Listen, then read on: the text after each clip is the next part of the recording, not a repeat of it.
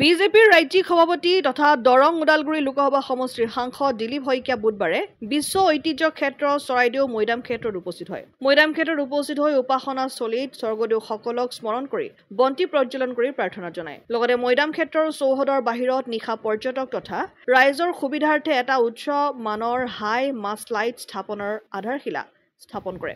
সভাপতিগৰাকীৰ লগতে সোণাৰী বিধানসভা সমষ্টিৰ বিধায়ক ধৰ্মেশ্বৰ কোঁৱৰ, যোৰহাট লোকসভা সমষ্টিৰ প্ৰাক্তন সাংসদ তপন কুমাৰ গগৈ, প্ৰাক্তন বিধায়িকা নৱনীতা সন্দিকৈ, আহোম উন্নয়ন পৰিষদৰ অধ্যক্ষ ময়ূৰ বৰগোহাঁই, APDCLৰ সঞ্চালক অনুপ সিং ৰাজপুৰোহিত, যুৱ নেতা সুৰুজ দিহিঙীয়া উপস্থিত থাকে। আমাৰ পূৰ্বপুৰুষসকলৰ প্ৰতি শ্ৰদ্ধা ভক্তি নিবেদন কৰিছোঁ আৰু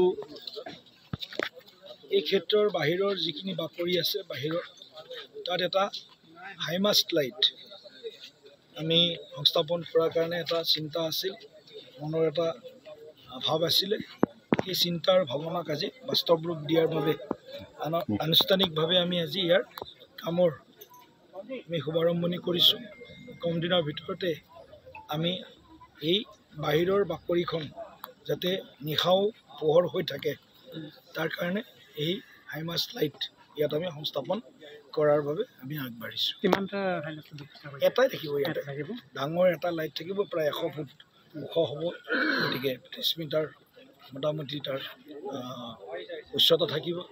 9টা থাকে লাইট, 9টা লাইট থাকিব, LED বাল্ব থাকিব। গতিকে ইয়াৰ এই অঞ্চলটোৰ কাৰণে এইখিনিৰ কাৰণে বাকৰিখনৰ কাৰণে এইটো চাফিচিয়েণ্ট। এটা লাইটেৰে খালি অলপ গছ বেছি ডাঙৰ আছে কাৰণে পোহৰটো অকণমান হয়তো ইফালে কমকৈ পৰিব, কিন্তু বাকী এইখিনি পাৰ্কিং প্লেচৰ পৰা আৰম্ভ কৰি আমাৰ মূল সিংহদ্বাৰলৈকে এইখিনি গোটেইখিনি পোহৰাই থাকিব।